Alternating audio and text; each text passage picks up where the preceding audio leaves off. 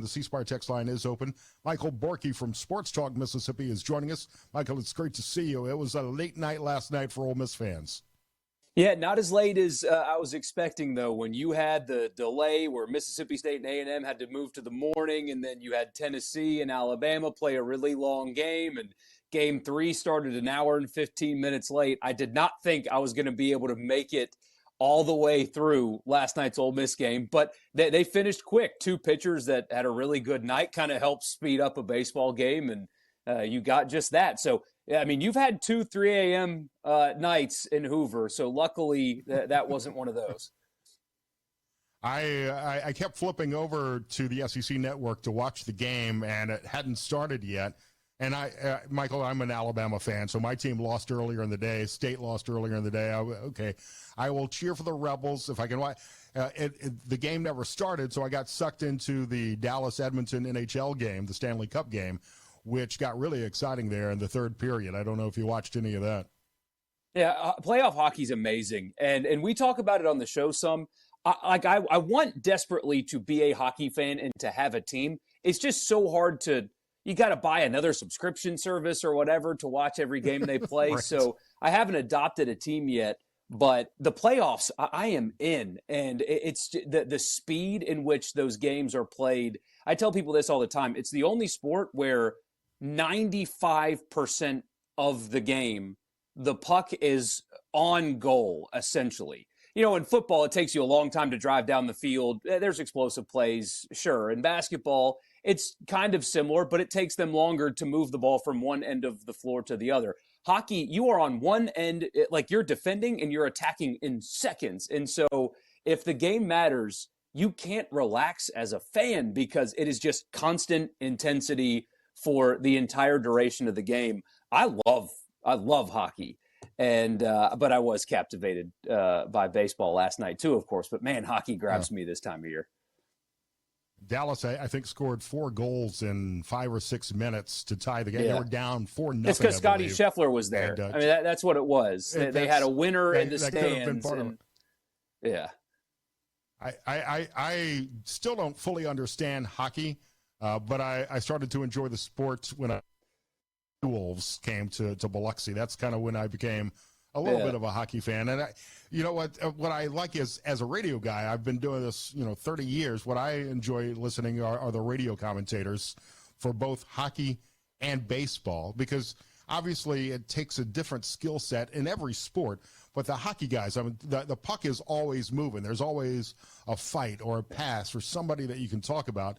Baseball guys are telling stories about the place they ate pizza for, and will stop their story mid-sentence, tell you about a swing and a miss, and then come right back to where they left off their story about the pizza place.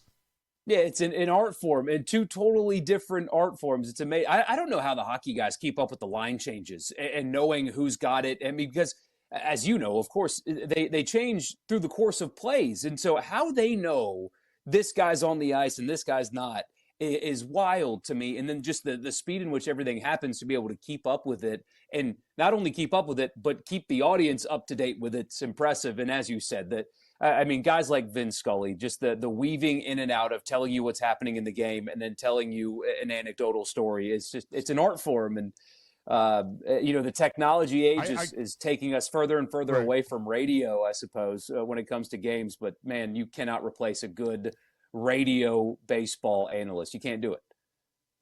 Oh, absolutely. It's certainly an art form. And I couldn't do hockey because I couldn't pronounce most of the players' names.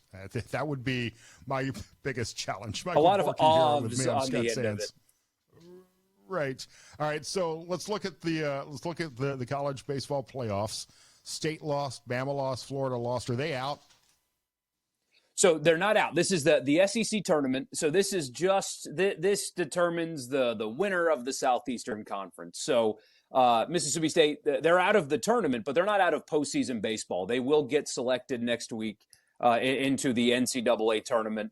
Alabama, the only thing that's up in question for them and Florida both is whether or not the loss knocked them out of hosting a regional next week. And that was the thing last night with Ole Miss. I don't think it guaranteed them a host spot in Oxford next weekend, but winning that game last night made their chances of doing that a lot greater. It's not a one-for-one thing. There are a lot of people saying that, well, if they win, they're hosting. I don't know if it's that simple, especially if they lose, turn around and lose tomorrow. But their resume is already really strong. It was strong going into this week. Getting that win over Florida has really enhanced that. And my gosh, if they win tomorrow, then you can guarantee postseason baseball in Oxford. So a very significant win last night for Ole Miss, especially with how hot Florida was coming into this tournament as well. To shut them down the way they did and to get this late night win has implications for hosting a regional, and almost 70% of regional hosts win that regional. So it's a big deal to be able to host, and they may have pulled that off last night.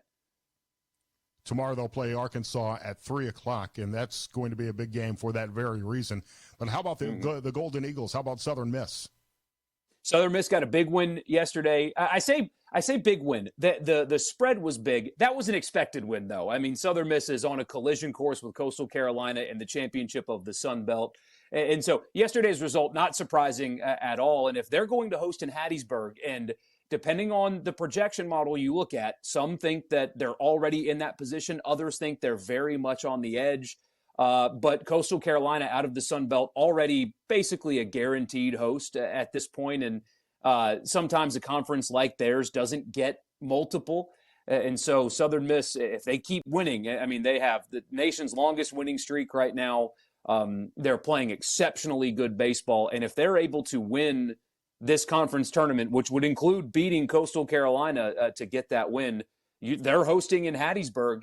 And oh, by the way, Jeremy McClain, their athletic director, sits on the committee. I know they recuse themselves during those conversations, but it's absolutely helpful. You saw it in the basketball tournament. North Carolina's athletic director was the committee chair. North Carolina should not have gotten in, but somehow, some way they got in. Jeremy McClain being on this committee, I know, right? It's amazing. But Jeremy McClain being on this committee is big for Southern Miss because his presence in the room should curry them favor. So if they're a fringe host team, they very well could get that extra nod because of who's in the room, which is a great thing, of course. And that fan base will turn out and support a regional as they've done it many times in the past. But they're right there. If they keep winning and win this tournament, I see no way that they're not going to host. So it's great to see all of these teams in Mississippi doing well in college baseball. How important, and I know you've been talking about the future of coaching at Mississippi State, how important or is it for State to do well in the tournament to be able to attract the coach that they want to the team? Does that play into the factor at all? Honestly, not at all. Because whoever takes the job, I would bet right now on Brian O'Connor from Virginia. Already is well aware of the support, the capability of acquiring talent, and in Mississippi State, Ole Miss as well. One of the very few programs in the country that would really pay for baseball players. And now the rest of them exist in the SEC. The league is extremely difficult, but even if they don't go far, if they go 2-Q in a regional, that's not going to make or break a coach taking this job. Everybody is well aware of what they already put into baseball, and if you believe the reporting and the rumors, they're going to increase that investment even more for the new coach. So it's a highly coveted job. They support it like very few programs in the country do, and honestly, right now they're just waiting on one of their two candidates, whichever one Zach Selman thinks is his favorite, to be done playing. No coach is going to take a job in baseball before their team gets eliminated. So whenever Virginia's done or whenever Oregon's done, that's when this thing is going to reach a very quick conclusion. So that's been the hardest part for State fans, is the waiting game, just because they fired Chris Lemonis weeks ago. And you're not going to hire a sitting head coach while he's still coaching games. And so you just have to wait and wait until his team gets eliminated. But that will come soon. And I expect it to be either one of those guys at this point. And both of them would be, to use a cheesy pun, home run hires. It really would. So they're in great position regardless of what happens on the field over the next week or so. Real quick, who are the teams that you think we should be watching as the playoffs advance? So, of course, here locally in Mississippi is the thing. And, right now, I think you've got a couple of teams that are actually poised, a group of teams, all three of them, that really can make some noise. You have to love, even though State lost in the SEC tournament, the way they closed the season, that they're red hot right now. Ole Miss beats Auburn in that series, top 10 team. They turn around and beat Florida. And Southern Miss, literally the hottest team in college baseball. You don't have to look anywhere else. You get all of your contenders and interesting stories right here in Mississippi, which is really cool. You don't always get that, but you do this year. No. I don't want to put you on the spot. Can you stick around for another segment, talk about some other sports stories? Sure. You can say no. People tell me no all the time. Sure. People have been telling me no all day. Michael Borkey here on SuperTalk Mississippi. Sands Media. Michael Borkey from SportsTalk Mississippi also joining us, and I just followed you on X as well. Appreciate you sticking around. Some football stories I wanted to get your thoughts on. Some sad news from Indianapolis yesterday. Colts owner Jim Irsay passed away at age 65. I lived in Indianapolis for about 10 years and had numerous occasions to meet Jim Irsay. He kind of had, I think, nationally a sordid reputation and a sordid perception. Am I wrong about that? I know you're a Saints fan. Yeah. Certainly an interesting character for sure. But through all of what were clearly some personal struggles, it felt like he was one of the few owners that understood who supported his product. You have so many people that own these franchises that they're billionaires and they sit up in their suites and they don't understand the fans and who they don't understand the people that make pro sports what they are. And it did feel like Irsay, among all of them, was willing more so than the rest of them to, engage with the people that made everything go. And I always kind of appreciated that about him. I mean, every interview I heard, he would talk about his fans first, and you just don't get enough of that. But certainly an interesting character. And, it's, of course, sad to see his passing. But I do wish that more owners would do that. He made some questionable management decisions, but what I really No appreciated about him was he literally, through his career, worked every job in the organization. He did the team's laundry as a kid before he became GM at 25 years old. And he was very generous to the charities of Indianapolis and loved the city. And during the several conversations that I had with him, I mean, he embraced Twitter early on and conducted fan experience contests on Twitter and would walk around literally with a wad of cash. I've seen him give money in downtown Indianapolis to homeless people, like thousands of dollars. And some of my friends who work for the Colts said that every year they would get a birthday card from him with a $100 bill on it.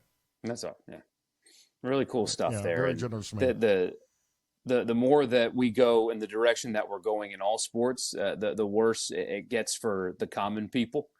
And he's one of the few that at least acknowledge them, So the tush push lives on. The NFL voted yesterday to let the Eagles and whoever else wants to try it continue the tush push. It's a boring play, but it's been very effective for them. And if you don't like it, figure out a way to defend against it.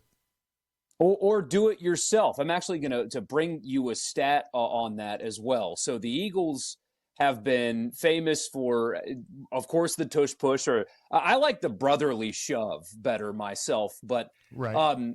It's not like it's a cheat code. The Eagles were 10th in conversion percentage in the NFL.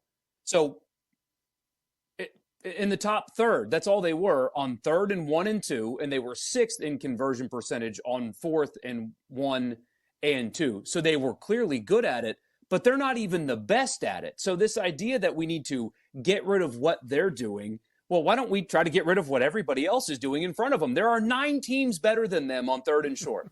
So if you're telling me that this is some grand cheat code that we have to get out of the game, give me a break. Football at its core is supposed to be, I'm more physical than you, and I'm going to show you that I am. And so the Eagles are, okay, we're going to line up and we're just going to push. We're just going to push. That's what we're going to do.